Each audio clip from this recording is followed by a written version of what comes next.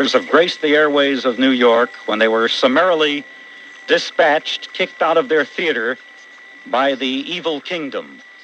But ladies and gentlemen, they're in the green room right now, and here they come, the mighty diamond art players in Toulouse-le-Bronx, the Frog Prince.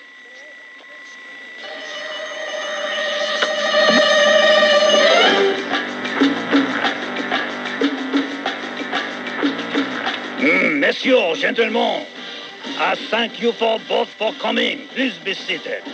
Now, as both of you gentlemen may be aware, the girls, les jeunes filles at Madame Valdemar's house of ill repute have decided to supplement their income by going online and exposing their, enormous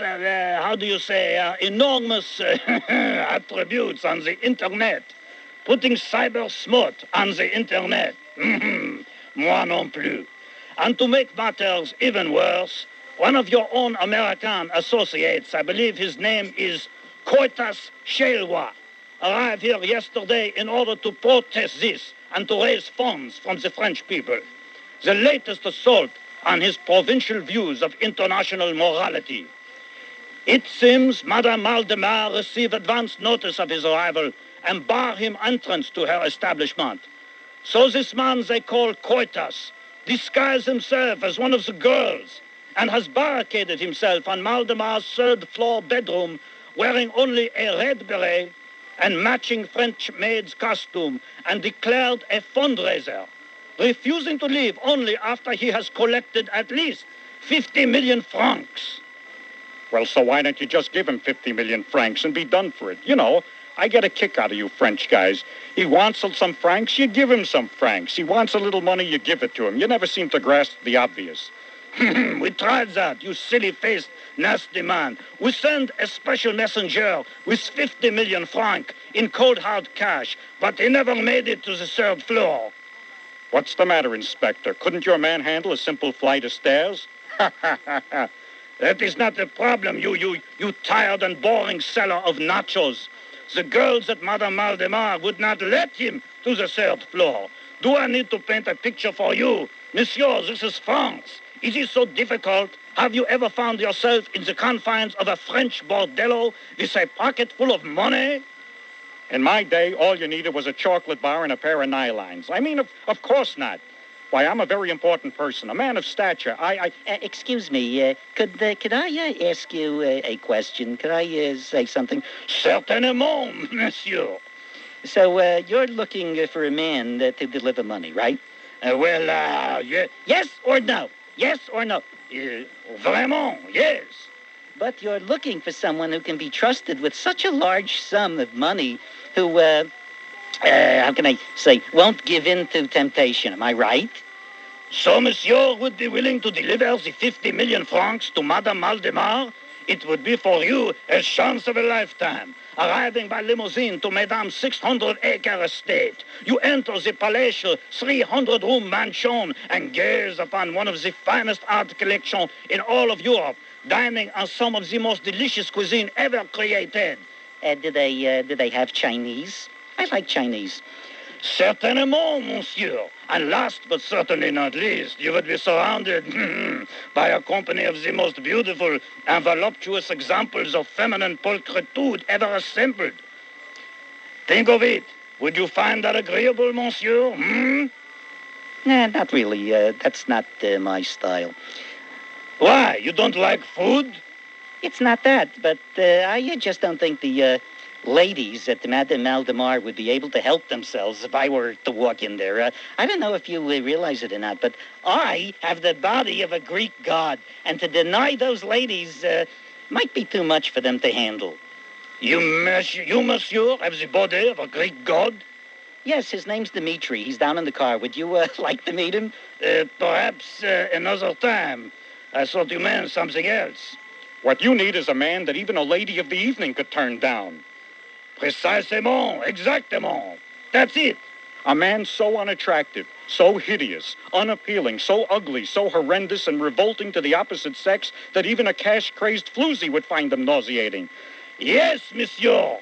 That is what I need. That leaves me out. Excuse me, I may know someone who might, you should pardon the expression, fit the bill. As a matter of fact, he's here in town today on business. This man, you know him from New York? Oh, yeah, sure. We work at the same company, and he's here on the special assignment, celebrating Euro Disney's 5th year in Chapter 11. I should very much like to meet this man. Do you think you might make the arrangement? Excuse me, but did I hear somebody say the word? Did somebody say loathsome? Inspector, this is the man I was telling you about. You just never know when he's going to show up or what he might say next. That's just the kind of wacky and nutty kind of guy he is. But he's precisely the kind of man you would need for this job. So let me introduce you to my associate, Toulouse LeBlanc. So tell me, Toulouse, we were just talking about you. Were your ears ringing? As a matter of fact, my friend, Your Honor, they were. But suffice it to say that even though my efficiency of auscultation is somewhat diminished through the apodictic psycholeptic nature of the assignment, I can assure you that the deafness of my remaining senses are at their very peak of proficiency and don't ever change, my friend. Excuse me, but did I hear someone say the word inebriated? Hiccup! Nonsense. Monsieur Leblanc, I've heard so much about you, and I'm very pleased indeed to make your acquaintance. May I call you Toulouse? Inspector, you may call me anything but late for last call. Although I must confess, Toulouse is not my real name. It's my, how shall I say, nom de plume, a nom de guerre, if you will, a pseudonym. Oh, you are such a modest man, monsieur. But your reputation among your own peers precedes you. And a man should have a title that best reflects the most outstanding features of his personality. So, if it isn't too much trouble, then would you mind terribly if I call you Dick? He's right, you know. He's right. So let me see if I got this straight, my friend. You want me to go to Maldemar's House of Pleasure with 50 million francs, make my way to the 3rd floor, and deliver said wampum to Coitus Sliwa, whose fundraising activities have taken him to wearing only a red beret and French maid's costume? You are amazing, my friend. Oui, vraiment. That is exactly what I want you to do. And you think I'm the only man in France that can go to a cat house with a pocket full of moolah and resist all temptation of finding carnal knowledge with madame's ladies of the flesh? Not exactly, monsieur. Oh, so you're saying that even with a yard full of palm oil, grease, French jack, ducats, coal hard cash, that I, Toulouse LeBlanc, couldn't avail myself, couldn't in the parlance of the times, so to say, get lucky? Bingo. Now you got it. You're on, Inspector. You mean you'll do it? I'm not just another dime a dozen diminutive, nutty, wacky, smarm-laden radio guy, Inspector. Why, beneath this petite and somewhat shallow exterior, my friend, lies the heart of a man. Not just any man, I'll have you know, but a modern, contemporary, enlightened 90s, sensitive, gun-loving man. A man who's not afraid to take on the myths surrounding manhood and the stereotypes of a male-dominated world. No! I'm here to tell you and everybody else in the tri-state area that I and those like me have come forth to show the way. I ask you, my friend, why should feminists have all the fun? No! It's guys like me who must prove to the world that Gloria Steinem isn't the only one who can have member envy. I'll do it. Bravo, monsieur, bravo! Lock and load, my friend. Scene 2.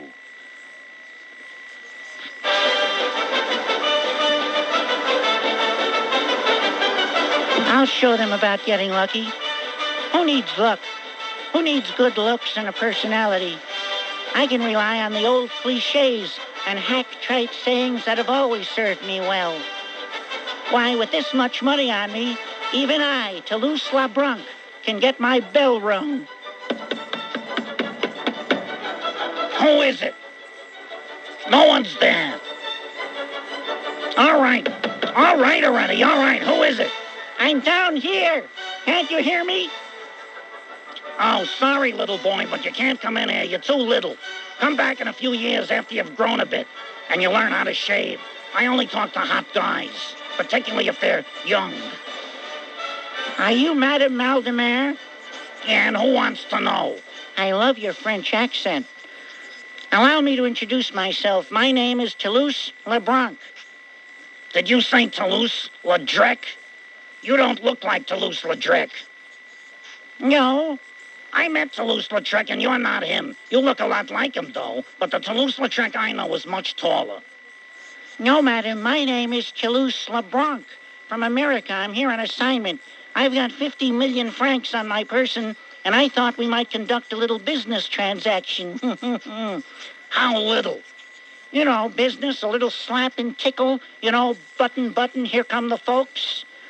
I'm sorry, we're closed. There's nobody here right now, so maybe some other time, little fella.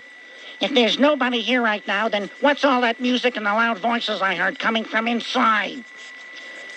You're beginning to sound too much like me. I know, it's confusing, and these players haven't worked in 6 months.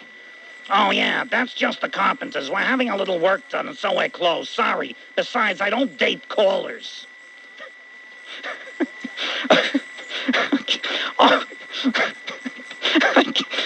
I said I don't date callers.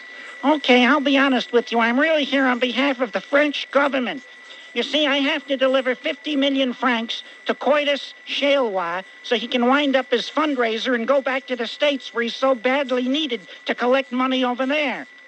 Why didn't you say so, Toulouse? Look, you can come in, but stay away from my girls. They're upset enough with that cross-dresser on the 3rd floor. They don't need 2 freaks chasing them around all night. Thank you, my friend, madam. I promise I'll behave myself. Let me see here. All right, I won't bother the girls, but asking for directions isn't really bothering anyone.